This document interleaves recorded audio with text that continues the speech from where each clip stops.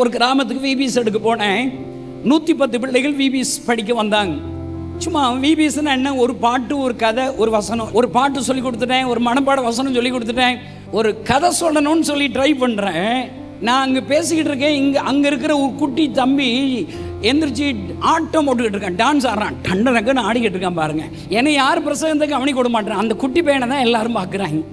என்னச்சியே, நான் ஒரு யோசனை பண்ணுங்க, இவன் நான் பசியோடு பிரசங்கம் பண்ணுறேன், அவன் டான்ஸ் ஆடி என் பிரசங்கத்தை கெடுக்கிறான், யாரும் என்னைய கவனிக்க மாட்டான். நான் யோசித்தேன், நம்ம சொல்லி கொடுத்த வசனத்தை சொல்லுவான், சொல்ல தெரியலாட்டு அவனுக்கு பனிஷ்மெண்ட் கொடுத்து பக்கத்தில் உட்கார வச்சு தலைமுடியை பிடிச்சிக்கிற வேண்டிதான். அதான் பனிஷ்மெண்ட். எல்லாம் ஒரு 4 பேர் வசனத்தை சொன்னேங்க. 4 பேர் நான் சொல்லி கொடுத்த மனப்பாட வசனத்தை திக்கி சொல்லிட்டான்.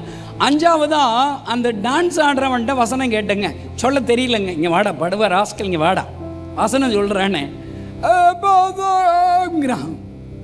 அடிக்க கை ஓங்கினங்க. சொல்றியா இல்லையாடானா வசனத்தை திக்காம சொல்லி முடிச்சுட்டாங்க. எப்போ டான்ஸ் ஆடனாலும் வசனம் சொல்கிறான்னு கும்பிடு போட்டுட்டே, பசிக்குதுரா ஆடாதரா. மீட்டிங் முடிஞ்சோடனே ஆடுறான்னு என் பக்கத்தில் ஒரு தலைமுடிக்கு பிடிச்சிக்கிட்டேங்க. கதையெல்லாம் சொல்லி எல்லாரும் வீட்டு போயிட்டான், இவனும் வீட்டு போயிட்டான். இவன் வீட்டுக்கு போனவன் அம்மா போய் கூப்பிட்டு வர்றான். அங்கேருந்து அந்த அம்மா பையனை கூப்பிட்டுட்டு வர்றாங்க. எனக்கு தெரிஞ்சு போச்சு, இந்த அம்மா கையில் நமக்கு அடி வாங்க போகிறோம்டன்னு கண்ணத்தில் அந்த அடையை பார்த்துக்கிட்டேன் பாருங்க.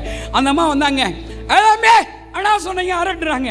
எனக்குன்னா கைகாலெலாம் அடிங்க, ஏமா அப்படி சண்டைக்கு வர்றீங்க, உங்கள் பையனை அடிக்கவே இல்லைம்மா, கையை தாம்மா உடனே ஊர்க்காரங்கிட்ட கேட்டு பாருங்கம்மா, ஏமா அப்படி சண்டைக்கு வர்றீங்கன்னு கேட்டால் அந்த அம்மா என்ன தெரியுமா சொன்னாங்க, என் பையன் பேச மாட்டாத ஊமையினா இருந்தியா, நீ என்னமோ இந்த வசனத்தை சொல்ல சொன்னியா, ஊமையன் பேச ஆரம்பிச்சிட்டான்னு சொல்கிறாங்க.